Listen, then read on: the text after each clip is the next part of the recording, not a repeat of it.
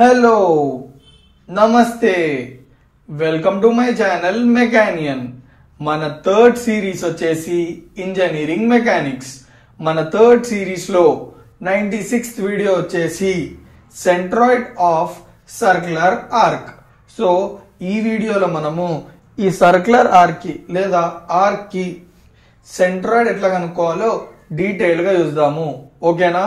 So ఈ వీడియోలో మనము ఈ ఆర్క్ కి సెంట్రాయిడ్ ఎట్లా కనుక్కోవాలో డీటెయిల్ గా చూద్దాము. ఓకేనా? సో మనం కనుక్కోవాల్సిన మనం ఏదైతే ఆర్క్ ఉందో ఆ ఆర్క్ కి కనుక్కోవాల్సిన సెంట్రాయిడ్ ఎట్లా ఫైండ్ అవుట్ చేయాలో చూద్దాం. ఓకేనా? ఇది వచ్చేసి ఆర్క్ చూడండి. సో మనకి ఆల్రెడీ మనం డిస్కస్ చేసినట్టు ఏ ఫిగర్ కైనా, షేప్ కైనా, 1D కైనా, 2D కైనా సెంట్రాయిడ్ కనుక్కుంటున్నామంటే first and foremost important step ఏంది, ఆ పర్టికులర్ షేప్ కి మనము రిఫరెన్స్ యాక్సిస్ కన్సిడర్ చేయడం. ఓకేనా? సో రిఫరెన్స్ యాక్సిస్ ఎట్లా కన్సిడర్ చేస్తాము మనం ఆల్రెడీ డిస్కస్ చేసినాం. మాక్సిమం మనము ఆ రిఫరెన్స్ యాక్సిస్ ఎట్లా తీసుకోవాలంటే ఆ reference axis axis of symmetry అవ్వాలి. ఓకేనా? సో ఇప్పుడు మనము అట్లాంటి రిఫరెన్స్ యాక్సిస్ ని సెలెక్ట్ చేసుకోవాలి సో దట్ ఆ reference axis axis of symmetry అవ్వాలి. సో ఇప్పుడు నేను సెలెక్ట్ చేసుకున్న రిఫరెన్స్ యాక్సిస్ చూడండి, YY dash axis, XX dash axis. So ఇక్కడ మీరు చూసుకున్నట్టయితే ఈ XX డాష్ యాక్సిస్ ఏదైతుందో అది యాక్సిస్ ఆఫ్ సిమెట్రీ. ఎందుకంటే చూడండి, ఇప్పుడు ఇది ఆర్క్ కదా, చిన్న గీసిన చూడండి, ఇది ఆర్క్, ఇది XX డాష్ యాక్సిస్. ఇప్పుడు నేను ఈ యాక్సిస్ ని బేస్ చేసుకుని ఆర్క్ ని డివైడ్ చేసిన. సో మనకి ఏమొస్తుంది, ఇది ఒకటి. సో ఇప్పుడు మీరు చూసుకున్నట్టయితే ఇవి ఐడెంటికల్ అంటే లెంత్ సేమ్ ఉంటుంది. ఓకే, సిమిలర్ ఉంటాయి, డైరెక్షన్స్ చేంజ్ ఉన్నా ఐడెంటికల్ ఉంటాయి. అంటే ఎప్పుడైతే ఒక యాక్సిస్ ని బేస్ చేసుకొని మనము ఒక షేప్ ని లేదా ఇట్లాంటి ఆర్క్స్ ని ఐడెంటికల్ పీసెస్ గా డివైడ్ చేసుకోగలిగితే ఆ యాక్సిస్ ని మనం యాక్సిస్ ఆఫ్ సిమెట్రీ అంటాం. సో దీన్ని ఇట్లా డివైడ్ చేయడం వల్ల ఇది 2 ఈక్వల్ పార్ట్స్ గా డివైడ్ అయిందా లేదా? సో 2 ఈక్వల్ పార్ట్స్ గా డివైడ్ అయిందంటే this is the axis of symmetry. So మనము రిఫరెన్స్ యాక్సిస్ ని యాక్సిస్ ఆఫ్ సిమెట్రీగా తీసేసుకున్నాము. సో స్టెప్ నెంబర్ 1 క్లియర్ గా అర్థమైపోయింది. సో స్టెప్ నెంబర్ 2 ఏంటంటే సింపుల్ ఫార్ములాని యూజ్ చేసేసి, ఏదైతే సెంట్రాయిడ్ ఫార్ములా ఉందో అది యూజ్ చేసేసి సెంట్రాయిడ్ కనుక్కోవడమే. ఓకే, సో మీకు డౌట్ రావచ్చు, అసలు యాక్సిస్ ఆఫ్ సిమెట్రీ వల్ల బెనిఫిట్ ఏంటంటే చెప్పడం మర్చిపోయినా, సారీ.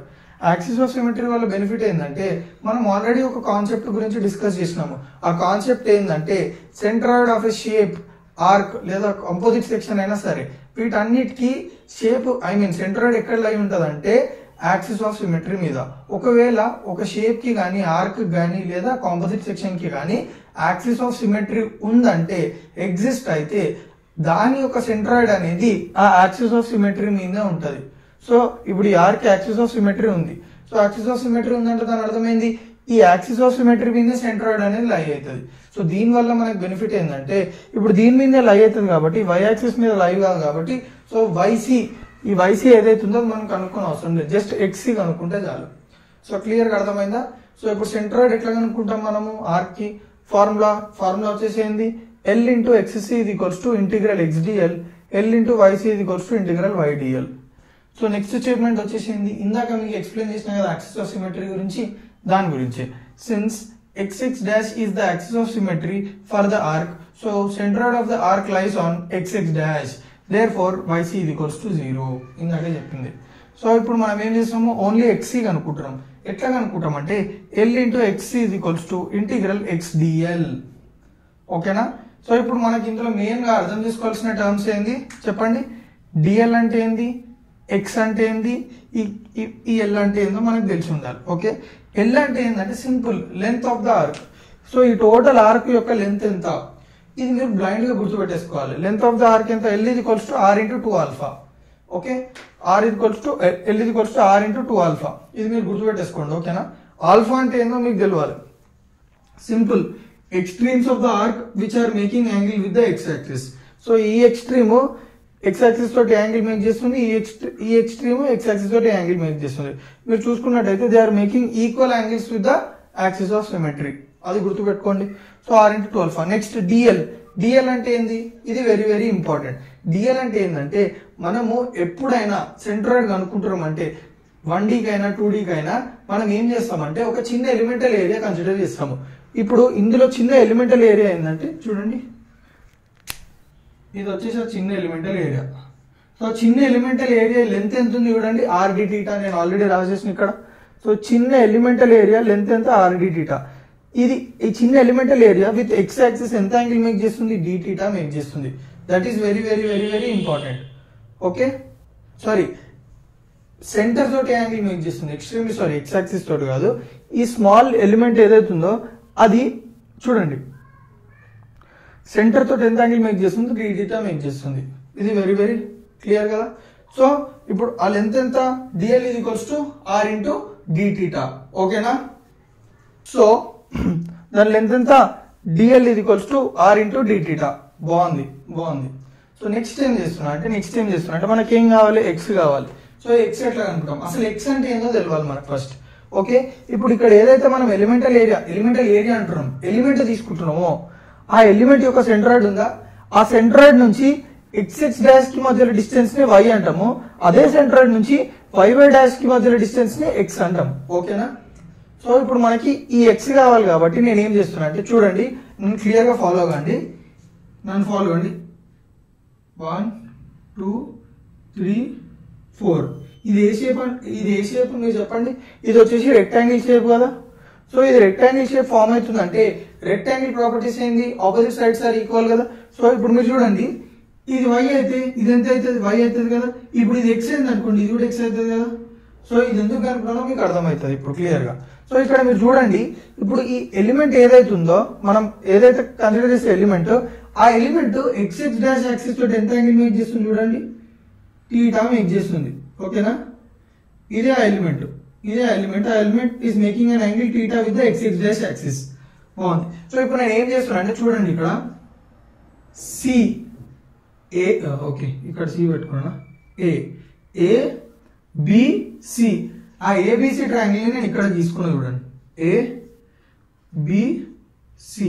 చూడండి, ఏ వచ్చేసి ఇక్కడ ఆరిజిన్ దగ్గర, బి వచ్చేసి ఈ ఎలిమెంటల్ ఏరియా యొక్క ఈ ఎలిమెంట్ సెంటర్ దగ్గర, సి వచ్చేసి ఎక్స్ యాక్సిస్ మీద. చూడండి, ఇప్పుడు ట్రయాంగిల్ తీసుకున్న తర్వాత ఏసీ వాల్యూ ఎంత, ఎక్స్, బీసీ వాల్యూ ఎంత, వై, ఏబి వాల్యూ మనకు ఆల్రెడీ తెలుసు. ఏబి అంటే ఏంది, రేడియస్ ఆర్.